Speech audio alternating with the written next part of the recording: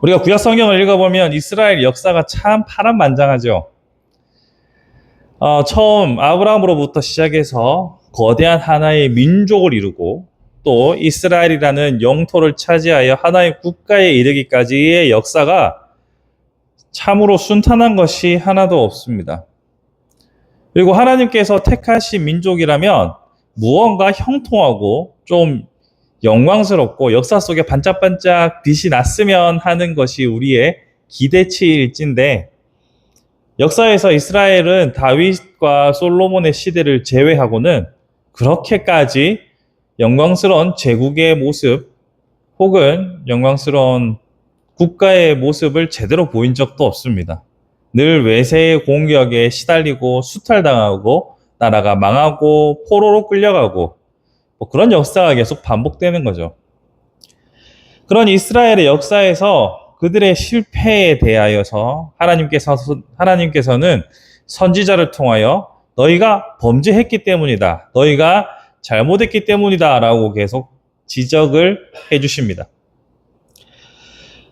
여기서 이스라엘이 했던 잘못은 크게 장황하게 설명할 거 없습니다. 그냥 우상 숭배입니다. 오직 하나님만 섬기라고 당신의 백성들을 택하셨는데 얘들이 자꾸 바람을 피는 겁니다. 그게 이스라엘의 죄입니다. 그런데 이것이 수천 년의 세월 동안 반복되었다면 이것은 도대체 뭐가 문제인 것인가 라는 것을 우리는 의문점을 가질 수밖에 없죠. 이 역사를 보면 이스라엘 백성들이 했던 우상 숭배는 좀 더 디테일하게 들어가 보자면 사실 보이지 않는 하나님을 이방 신들이 보니까 보이는 신들을 섬기거든요. 시각화의 유혹을 이기지 못했다는 점에서 동일한 패턴을 보이고 있습니다. 하나님께서는 십계명을 통하여서 아무런 형상도 만들지 말라고 하셨기에 이스라엘 백성들은 특정한 눈에 보이는 시각적인 장치 없이 오직 하나님만 섬겼습니다. 게다가 시각적으로 보이는 제사라는 형태도 있을 수 있겠지만 성전도 솔로몬 때나 완성되었고 그 전까지 이스라엘 백성은 사실 눈에 보이는 가시적인 어떤 것 없이 오로지 말씀, 구전으로 전해지고 토라로 계승되는 말씀 외에는 어떤 시각적인 장치 없이 살아왔습니다. 하지만 그들이 이방 민족을 보았을 때는 그들은 확연하게 눈에 보이는 신상을 가지고 있었고 그 신상이라는 구체적인 시각화의 결과물들을 가지고 있었어요. 그래서 이스라엘 백성들은 그들을 따라하고 그들의 모습을, 신앙적인 행태를 모방하고 하면서 점점점 타락의 길로 빠져들었던 겁니다. 그리고 종교는 항상 문화를 내포하고 있기 때문에 그들의 문화도 자연스럽게 받아들이고 쇠퇴의 길로 가게 되었던 것이죠. 이러한 시각화가 만드는 함정은 오늘날도 여전히 이어지고 있습니다. 중세 시대에도 그때는 문맹률이 매우 높았기 때문에 그때는 귀족들 외에는 글을 아는 사람들이 별로 없잖아요.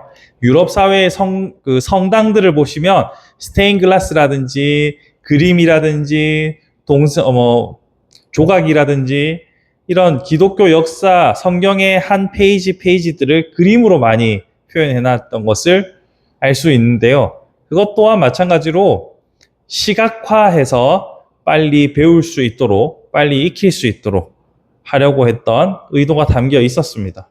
하지만 그것 자체가 하나의 또한 우상이 되어 범죄하고 타락한 결과를 낳게 되었고요. 오늘날에도 시각화가 만드는 유혹을 이기지 못해서 교회가 혹은 건물이 혹은 교회의 조직이 눈에 보이는 가시적인 하나의 우리의 우상이 되어서 많은 사람들이 내가 신앙하는 것이 제대로 하는 것인가 혼란스럽게 만드는 경우들이 있습니다. 사람들이 큰 교회를 찾아가는 이유들 중에서 눈에 보이는 화려함과 그 거대함이 주는 압도적인 힘도 분명히 존재하거든요. 시각화는 언제나 사람들에게 주는 아주 큰 유혹입니다.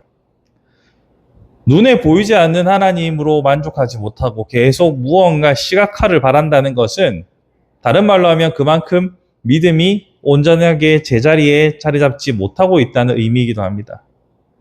우리가 상대 사람과의 관계에 있어서도 믿음이 신뢰가 두터울 때는 확실한 증거를 요구하지 않습니다. 상대방이 말하는 바 그대로를 받아들입니다. 하지만 그 믿음이 금이 갔을 때, 그 믿음이 100%가 차지 않았을 때는, 신뢰가 깨어졌을 때는 눈에 보이는 증거들을 요구하게 되죠. 이처럼 우리의 믿음이 온전한 제자리에 놓여 있지 않을 때 우리는 언제나 시각화의 유혹에 빠집니다. 그래서 이 시각화, 즉 눈에 보이는 것을 구하는 것을 이기는 힘을 기르는 것, 다른 말로 굳건한 믿음을 지켜가는 것이 우리에게 주어진 중요한 숙제라고 할 수 있습니다. 그럼 어떻게 해야 우리가 이 시각화의 유혹을 벗어날 수 있을까요? 먼저 생각해 볼 것은 하나님 나라도 보이지 않는 것이죠. 그리고 구원도 사실은 지금 우리 눈에 보이는 게 아닙니다. 여러분, 우리가 하나님 나라 얘기하지만 구체적으로 지도에 표시된 하나님의 나라가 있나요? 없죠. 그리고 하나님의 백성이라는 나의 신분도 뭐 신분증이 따로 나오는 것도 아니고, 물론 교인 등록증 같은 거 여러분도 원하시면 떼드릴 수는 있습니다만 눈에 보이는 건 아니에요. 그러니까 첫 번째로 우리가 생각할 때 하나님 나라도 보이지 않고요. 가장 큰 복이라고 할 수 있는 영원한 생명, 즉 구원도 지금 여러분 눈에 보이지는 않습니다. 성경이 말하는 복이라는 것은 이처럼 하나님 나라의 백성의 자격을 얻었고 영원한 생명을 얻었다는 이 복을 말하는 것인데, 이 복이라는 것이 우리 눈에 보이는 것이 아니란 말이에요. 그런데 세상에서 말하는 복이라는 것은 일단 복자부터 시작해서 내 재산에 뭐 금두꺼비가 있든지 뭐 성공을 이루든지 명성을 얻든지 하는 눈에 보이는 가시적인 성과를 복이라고 말한단 말이에요.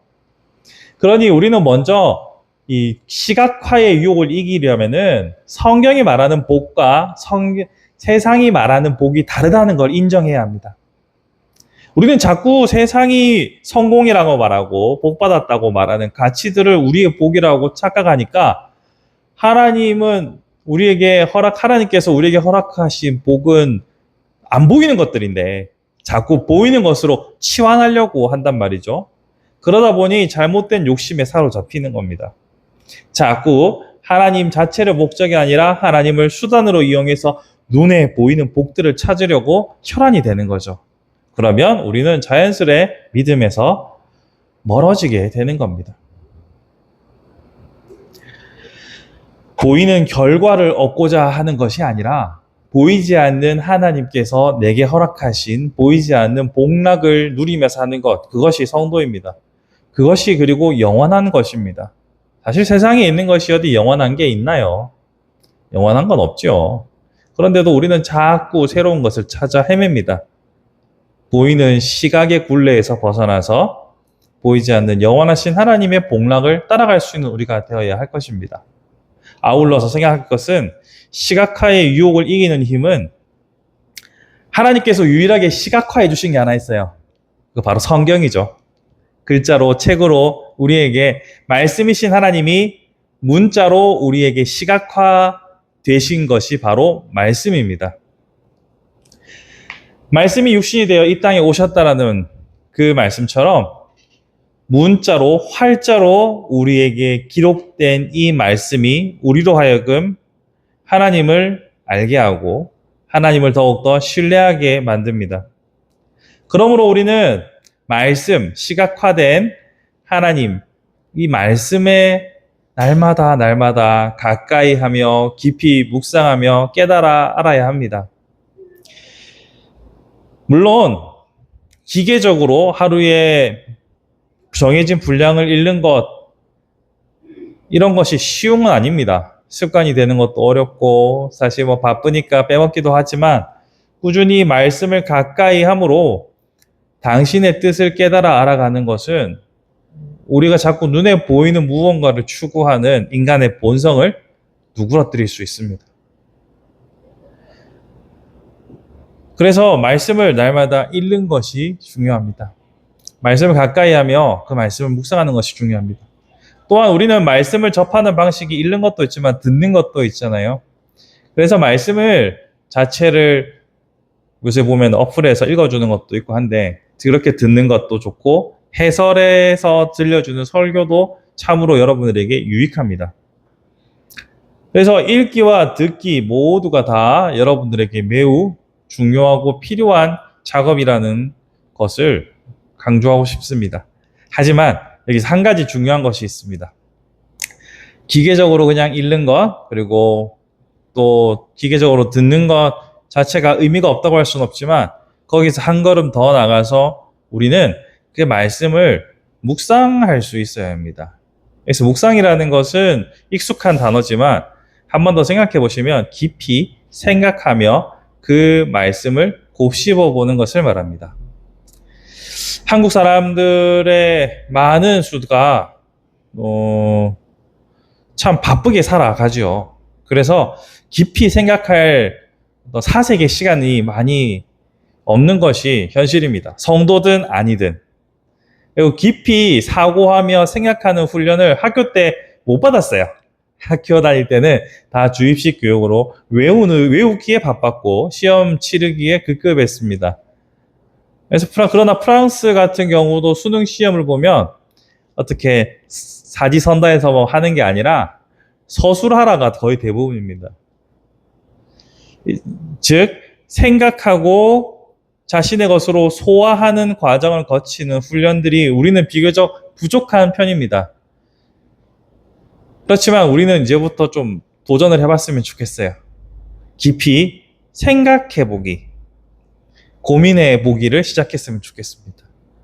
그래서 제가 우리 바른교회를 시작할 때 일주일에 예배 한 번으로 족하다라고 생각하고 시작하게 된 것이 우리는 주일날 한 번의 예배에서 공급받는다라고 생각하고 공급받는 횟수가 많을수록 좋다라고 우리는 많이 생각합니다. 그래서 주일하고요, 새벽기도하고 수요일하고 금요일하고 또 부흥사경회도 하고요, 뭐 토요일에 특별 집회도 하고 뭐 이렇게 많이 해서 많이 공급받으려고 합니다. 그렇지만 내가 그 말씀을 받아서 꼭꼭 씹어서 내 심령 골수를 찔러 쪼개는 말씀이 되기 위해서는 내가 생각하고 고민할 수 있어야 합니다. 이 말을 먹으라라는 의미가 바로 그러한 것 아니겠습니까? 여러분, 음식을 아무리 잘 먹어도 소장, 대장에서 제대로 흡수하지 못하면 그것은 그냥 찌꺼기로 몸에서 나갈 뿐입니다. 스쳐 지나갈 뿐이죠. 우리가 씹어서 아밀라제도 첨가되고 위산으로 잘 녹여서 장에서 잘 흡수가 돼야 이 말씀을 먹으라라는 의미가 온전히 이루어지는 것이죠. 그러므로 우리 바른교회는, 그리고 이 방송을 보시는 분들은 이처럼 내 귀에 들린 말씀 혹은 내 눈에 보이는 말씀을 온전히 잘 소화하여 흡수하여 이 생각을 통하여서 완전히 내 것으로 만들어 나의 하나님을 만나는 삶이 되기를 바라봅니다.